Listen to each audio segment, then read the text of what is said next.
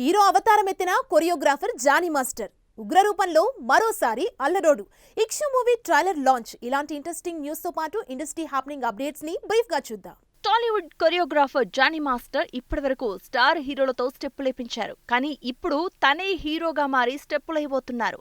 అన్నపూర్ణ స్టూడియోలో Johnny master హీరోగా cinema opening జరుపుకుంది.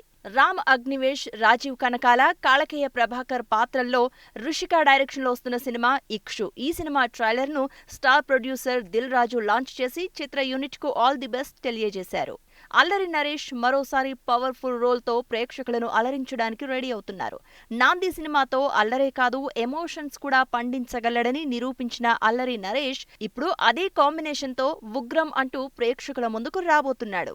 Lady lion creations banner పై విశ్వకార్తికేయ, రిషికా కపూర్ జంటగా ఆనంద్ కొలగాని డైరెక్షన్ లో వస్తున్న సినిమా ఎన్ టవర్.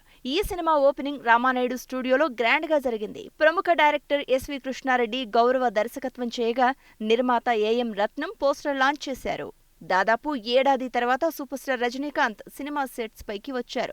ఇదే విషయాన్ని ధృవీకరిస్తూ production house Sun Pictures tweet చేసింది. ఈ ఎంటర్టైనర్ ను దర్శకుడు నెల్సన్ డైరెక్ట్ చేస్తున్నాడు.